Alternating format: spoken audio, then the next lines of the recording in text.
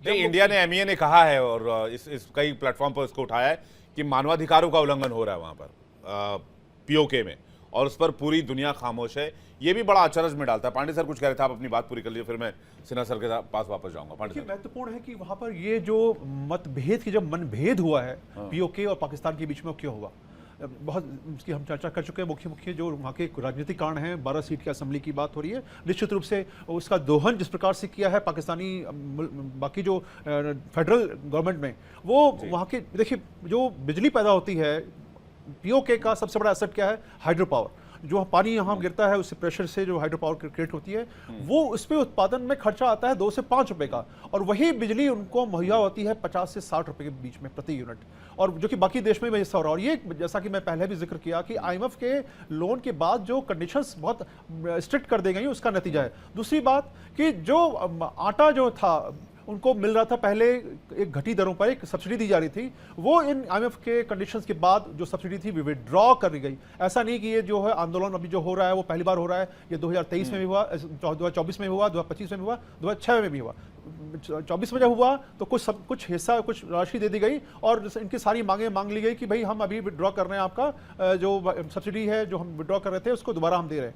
तो अब जो आईएमएफ के लोन की बात, साथ में देखिए केवल आईएमएफ का लोन अकेला इस कारण नहीं है, वहाँ पूरे पाकिस्तान की जो माली हालत है, जो राजनीतिक वहाँ की परिस्थितियाँ हैं, वो आउट ऑफ कंट्रोल हैं। बताइए वहाँ क्या चीज़ जो है वो अंडर कंट्रोल है, सब कुछ तो तहस नहस है। ह्यूमन राइट की बात हम कर रहे हैं, मानवीय अधिकार के जो वहाँ पर भर्षणा, जो पूरा उसका विरोध हो रहा है, वहाँ पर प्रैक्टिकली एग्जीक्यूट नहीं कर रहे हैं उसको लोग।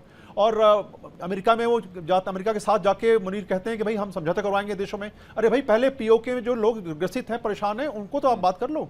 और वहाँ पर जो 3 मुख्य जो कहा जा रहा है कि 3 जो है वहाँ के जनरल डायर हैं, 3 लोग, एक है ब्रिगेडियर फाइक, और दूसरे हैं जो ब्रिगेडियर फाइक जो है आईएसआई के नुमाइंदे हैं, और वहाँ के जो डीजी हैं पुलिस के, वो हैं ब्रिगेडियर अली समन, और साथ में जो 10th कोर है उसके GOC chief commander in chief हैं लेफ्टिनेंट जनरल नाविस। ये तीनों ने मिलकर मुनीर के पद चिन्हों एक हुक्म का पालन कर रहे हैं। और जिस प्रकार से रावलकोट मुजफ्फराबाद में कुचला गया है, 400 कितने लोग मारे गए होंगे अभी तो? निश्चित रूप से फिगर जो है अनाधिकृत तौर पर 400-500 के बीच में कम से कम होगा। और जो हेलीकॉप्टर जो मारा उनका जो गिराया है Mi-17 पाकिस्तान आर्मी का, ये भी कहा जा रहा है कि ये जो हेलीकॉप्टर है वो स्टिंगर मिसाइल जो होती है, शोल्डर फायर मिसाइल आपने सुना होगा, उससे इसको टारगेट किया गया। और जम्मू कश्मीर में भी ब्रेकिंग न्यूज आई है कि अलर्ट जारी किया गया है इन्फिल्ट्रेशन को लेकर।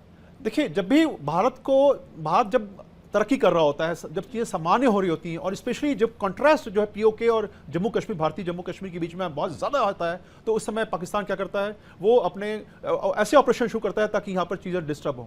लेकिन अभी पाकिस्तान खुद इतना ज़्यादा परेशान है, उसके पास न रिसोर्सेज हैं, न वो अभी शक्ति है। देखिए इतना आसान नहीं होता ऑपरेशन प्लान करना। आप एक तरफ बलूचिस्तान से लड़ रहे हैं, एक तरफ जो है अफगानिस्तान से लड़ रहे हैं, एक तरफ आप पीओके के अंदर डिस्टर्ब है, तो 3 एंगल पर साथ में आपको आईएमएफ के लोन के बारे में चिंता हो रही है। आपको अभी मिडिल ईस्ट कंट्री में आप सबसे जो है, क्योंकि आप फिलिस्तीन का साथ ही देंगे तो आपकी वहां पर आपको जो पैसे मिलने वाले हैं सऊदी अरेबिया से या बहरीन से, बाकी मुस्लिम देशों से, वो मिलना शायद नहीं पॉसिबल हो पाएगा। तो बड़ी बहुत ही ज्यादा जो है क्राइसिस बढ़ा हुआ, अनरेस्ट बहुत ज्यादा, जिसे कहते हैं। एक और चीज बहुत कॉमन देखी गई है के सिन्हा सर, कि जब भी पीओके में हालात खराब होते हैं या पाकिस्तान में हालात खराब होते हैं, वहां के हुक्मरानों को, वहां के जनरलों को, वहां के चीफ को, आर्मी चीफ को बस एक ही ऑप्शन दिखता है कि हिंदुस्तान में कुछ करा दो जिससे कि हिंदुस्तान पाकिस्तान टेंशन हो जाए और यहां से सारा टेंशन डाइवर्ट हो जाए। एक तो अलर्ट जारी किया गया है। एक और खबर आई कि भारत ने 12 nuclear warheads ready to fire mode में असेंबल कर दिए हैं। ये जो चर्निंग इस वक्त चल रही है और इसकी सोशल मीडिया पर बहुत बज़ है, इसके क्या मायने? देखिए 2 सवाल आपने किए हैं कि जब भी पाकिस्तान डिस्टर्ब होता है तो उसको डाइवर्ट करने के लिए वो कुछ ना कुछ करता है। हाँ। और ख़ास करके आसिम मुनीर जो हैं वो जुगुलर वेन मानते हैं, और यात्रा हमारी शुरू होने वाली है, अमरनाथ यात्रा। हाँ जी, यात्रा है, उसके सुरक्षा समीक्षा चल रही है, मेरे ख्याल आज ही चल रही है।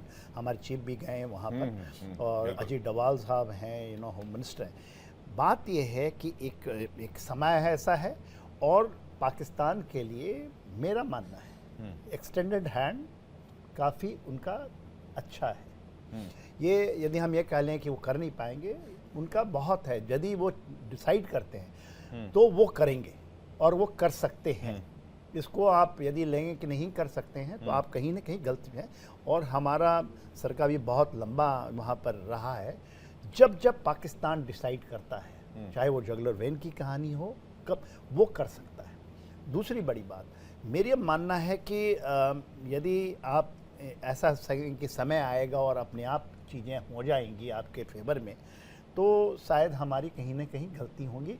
जो कर्मों का एक विधान होता है ना, उसके अगेंस्ट। देखिए, जब हमने 94 में कहा और रेजोल्यूशन पास किया पार्लियामेंट में, हमने पास किया ना कि हमारा अभिन्न अंग है, इसके पहले रेजोल्यूशन पास नहीं हुआ था। 24 सीटें हमने मुहैया करवाई वहाँ के असेंबली के लिए। बिल्कुल, हाँ। और वो देखिए 8 है मुजफ्फराबाद में, मीरपुर, ये सबको हम कराएं तो 24 बनती हैं। एक ऐसा सजेशन आया था कि इन एब्सेंसिया, यदि आप मानते हैं कि उसके पार्लियामेंट में, तो वहाँ के लोग चाह रहे थे कि भारत में आए और इसके फिल करें ये 24 सीट। आज भी यदि भारत डिसाइड करता है तो it can be filled from people from PoK.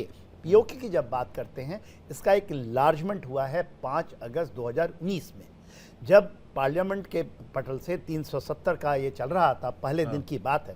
तो इन्होंने और इसको रिकॉर्ड किया गया है, it is recorded now in parliament, कि जब हम पीओके की बात करते हैं, गिलगित बल्तिस्तान की बात करते हैं, अक्साई चिन की बात करते हैं, क्यों कहा गया। और उसके बाद आपने सुना होगा 2022 में जो चाइना ने किया था गलवान में, बेसिकली इसके ऊपर किया था और हमने उसकी मुंहतोड़ जवाब दी है। उस समय भी एक अपॉर्चुनिटी आई थी कि we would have done something bigger.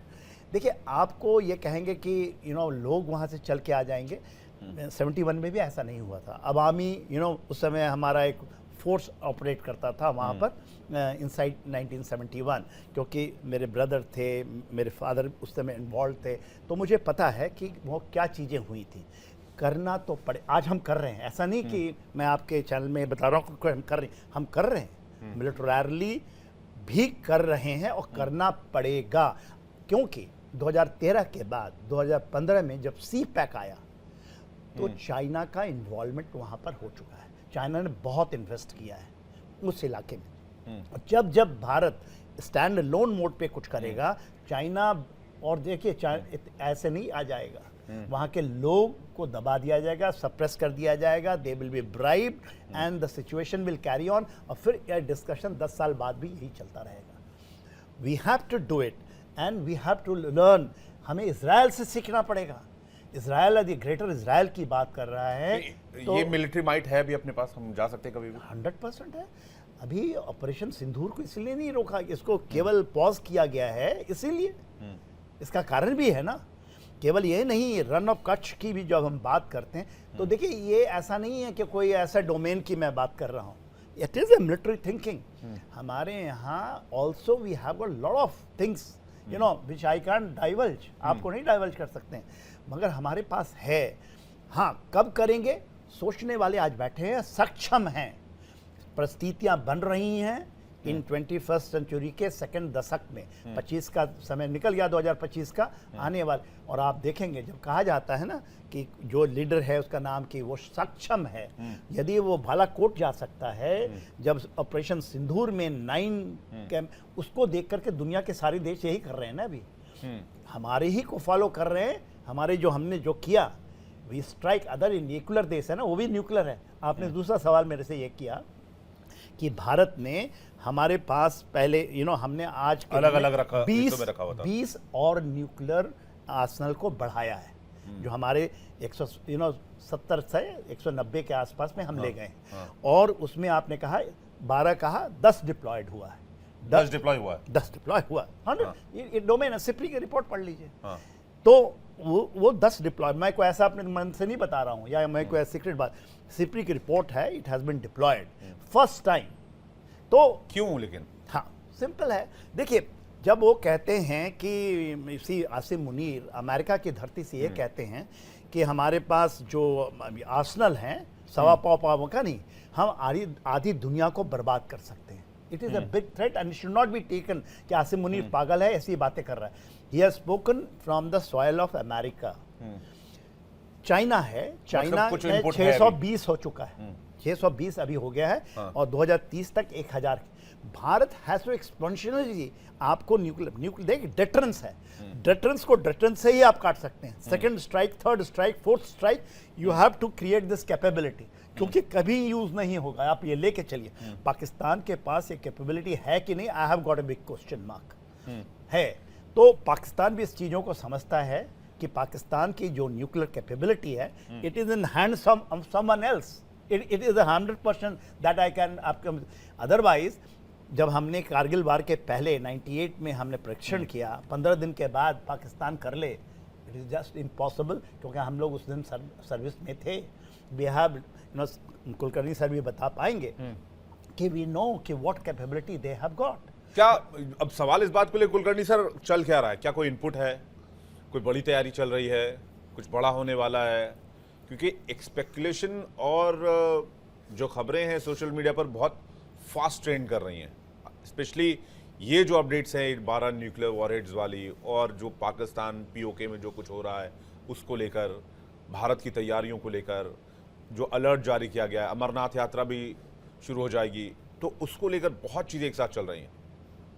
देखिए, एक तो व्हाट्सएप यूनिवर्सिटी, सोशल मीडिया काफ़ी कुछ बोलता रहता है, तो ये जो चीज़ें हैं ये इसके बारे में नॉर्मली बहुत ही कम लोगों को इसके बारे में मालूम होगा, क्योंकि वी कैन ओनली स्टेट कि हमारा तो NFU है, नो फर्स्ट यूज, एब्सोल्युटली, इसमें तो कोई शक नहीं है। जहाँ तक कैपेबिलिटीज़ है इसमें भी कोई शक नहीं है। जिस तरीके से हमने अग्नि 1, 2, 3, 4, 5, 6 तक पहुँच गए हैं, तो आप समझ सकते हैं। ब्रह्मोस अपना देख ही लिया हम लोगों ने, ऑपरेशन सिंदूर में किस प्रकार से हम लोग कर रहे हैं, किस प्रकार से इस पर दिलचस्पी बाकी देश दिखा रहे हैं और हमसे ले रहे हैं। तो कैपेबिलिटी, टेक्नोलॉजिकल कैपेबिलिटी एंड इसकी जो काबिलियत है वो हमने दर्शाया है। देखिए इंडिया डेली 24/7 अब आपकी स्मार्ट टीवी पर। इंडिया डेली मौजूद है सभी डिजिटल प्लेटफॉर्म पर लाइव और लगातार। इंडिया डेली 24/7 हर दिन राष्ट्र को समर्पित।